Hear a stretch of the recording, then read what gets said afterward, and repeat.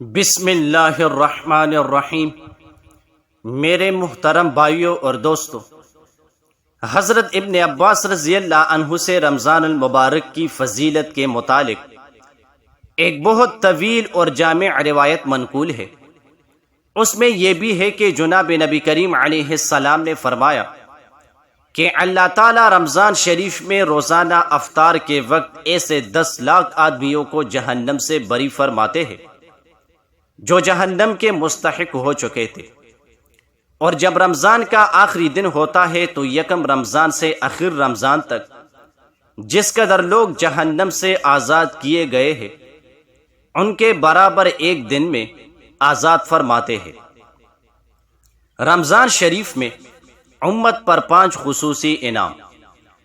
حضرت ابو ہریرہ رضی اللہ عنہ سے روایت ہے کہ جناب نبی کریم علیہ السلام نے فرمایا کہ رمضان شریف کے متعلق میری امت کو خاص طور پر 5 چیزیں دی گئی ہے جو پہلی امتوں کو نہیں ملی۔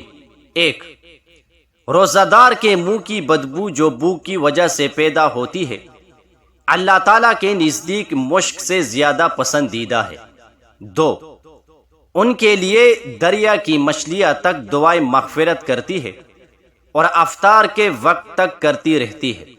3، جنت ہر روز ان کے لیے سجائی جاتی ہے، پھر اللہ تعالیٰ فرماتے ہیں کہ قریب ہے کہ میرے بندے دنیا کی مشقتیں اپنے اوپر سے پھینک کر تیری طرف آئے۔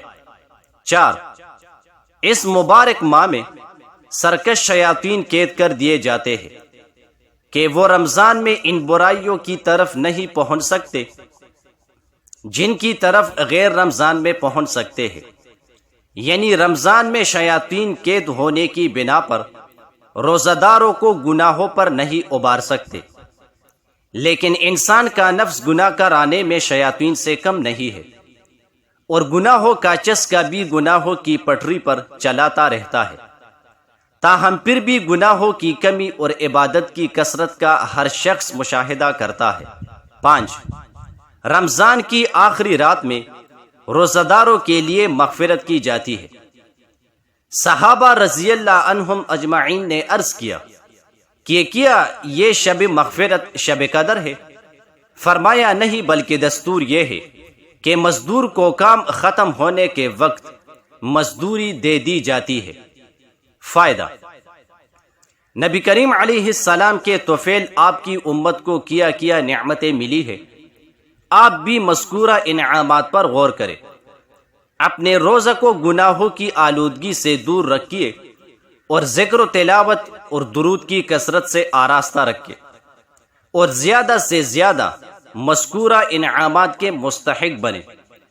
حضرت ابو ہریرہ رضی اللہ عنہ سے روایت ہے کہ نبی کریم علیہ السلام نے ارشاد فرمایا، جس شخص نے شرعی اجازت اور مرض کی مجبوری کے بغیر رمضان کا ایک روزہ چھوڑ دیا، اگر وہ ساری عمر بھی روزے رکھے تب بھی اس کی قضا نہیں ہو سکتی۔